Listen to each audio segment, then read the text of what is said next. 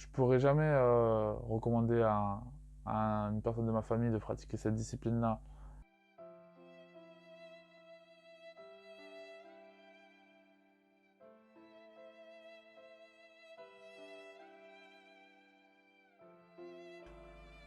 Je pense qu'on ne choisit pas par hasard de faire de la boxe. Toutes les personnes que j'ai vues depuis le début franchir les portes de la salle sont arrivées avec un objectif bien précis au fond d'eux. Après, chacun a sa particularité, mais je pense qu'on a tous des choses à évacuer, des choses à extérioriser. À la boxe, tu peux pas tricher. C'est le sport où si tu commets la moindre erreur, ben, sur le ring, tu peux la payer. Et c'est un peu les valeurs qu'on retrouve de la vie.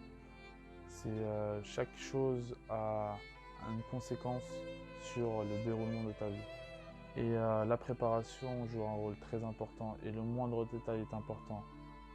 Je pourrais jamais recommander à une personne de ma famille de pratiquer cette discipline-là. Parce que même pour moi, alors que même moi je la pratique, je pense que j'aurais du mal à voir une personne que j'aime prendre des coups dans le ring. Et c'est pour ça que j'ai un énorme respect pour tous ses parents, et surtout pour ma mère qui malgré tout prend sur elle et accepte le fait que son fils pratique une discipline violente, très difficile, où malheureusement n'est pas sans risque. Mais quand on voit le côté bénéfique que ça apporte autour et les opportunités que ça représente, je pense que c'est plus facile de faire abstraction de ces choses-là.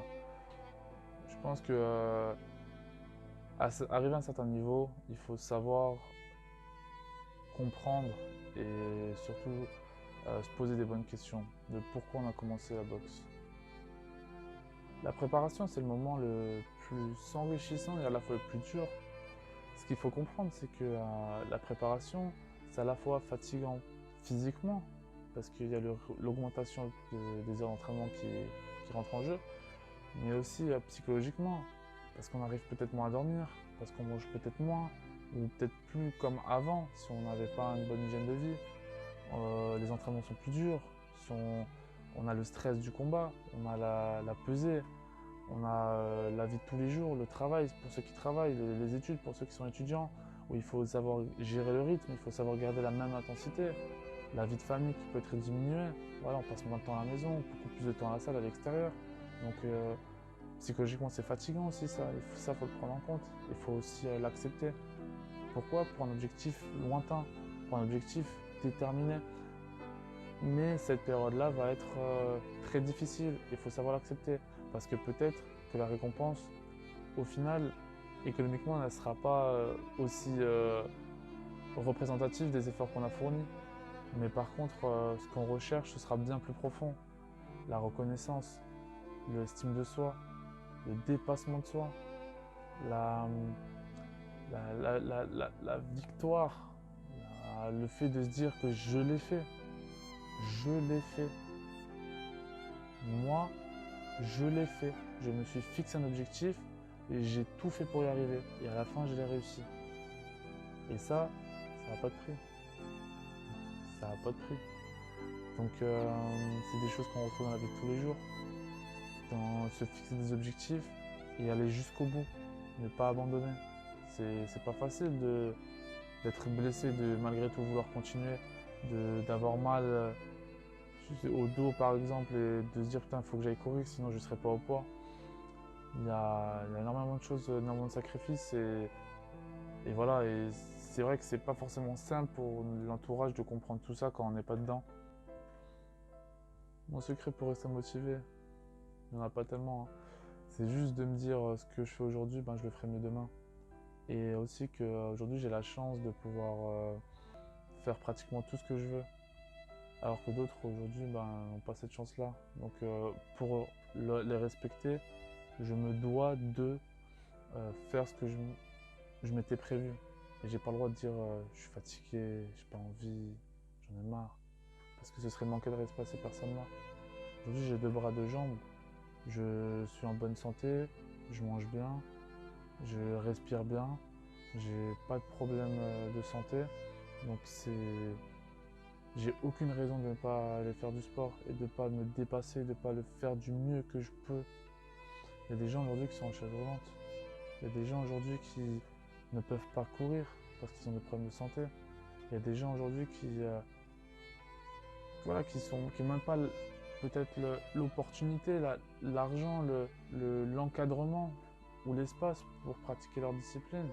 Mais moi, je l'ai. Et j'aime ce que je fais, donc pourquoi je le ferais pas?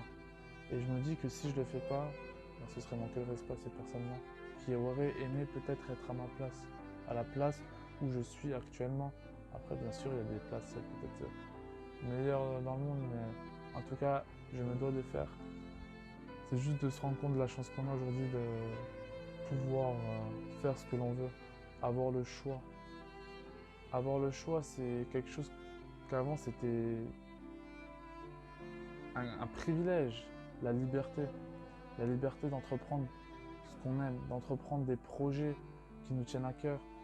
C'est le minimum que je puisse me permettre de faire ce que j'aime. Je pense que les gens qui réussissent le plus dans la boxe ne sont pas ceux qui sont forcément le plus forts.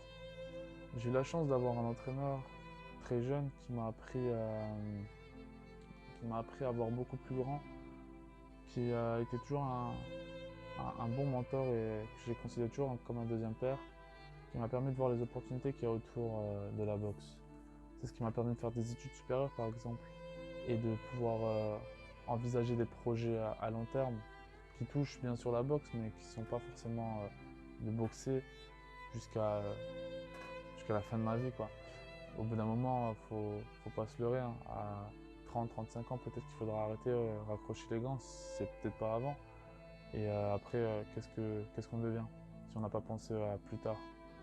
Donc j'ai eu la chance justement d'avoir ce mentor-là qui m'a permis de me rendre compte de la chance que j'avais aujourd'hui d'habiter dans un pays qui me permettait de faire des choix et donc de continuer des études. D'où le fait qu'aujourd'hui je suis en école de commerce à l'UM Strasbourg et que j'ai envie de finir mon master. Et qu'à côté de ça, je continue aussi mon sport et ma passion. Mais bien sûr, ma passion n'est pas mon métier. Ma passion touchera mon métier. Ma passion aura un impact sur mon métier. Ma passion me poussera à trouver mon métier. Mais la boxe ou quel que soit le sport qu'on fait, c'est pas un métier. Parce que personne ne fait du foot toute sa vie.